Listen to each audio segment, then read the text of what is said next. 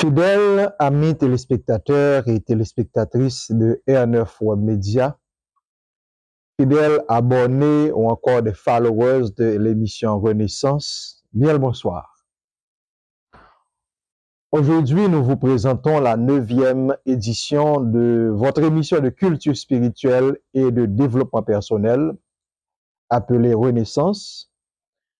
Et comme d'habitude, pour vous la présenter, votre fidèle ami, le patriarche Fégens Similien, accompagné de Nadia Bernot, qui est là pour faire les manœuvres techniques.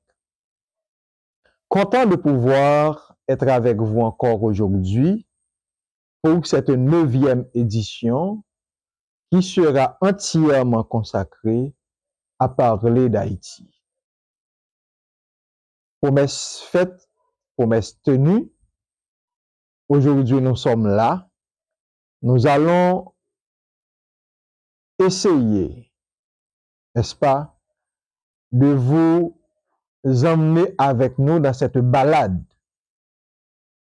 qui vous mènera à la découverte d'Haïti. Pour parler des Haïtiens, il faut connaître Haïti, ce petit bout de terre sur lequel nous vivons depuis plusieurs siècles, et beaucoup de choses ont été racontées, et aujourd'hui encore, beaucoup de choses sont racontées sur Haïti. Étant donné que nous, à l'émission Renaissance, nous prenons le réveil de la nation haïtienne, surtout un réveil spirituel, eh bien, nous sommes là afin d'apporter notre grain de sable dans ce travail de construction colossal. Haïti, la mère patrie, Haïti, ce pays qui a tant fait pour le monde, ce pays qui souffre tant aujourd'hui. C'est une contradiction. Lorsqu'on considère ce que Haïti a représenté depuis environ, je dirais, 2 siècles et plus, et ce que Haïti est devenu aujourd'hui, en 2025, au moment même où nous parlons.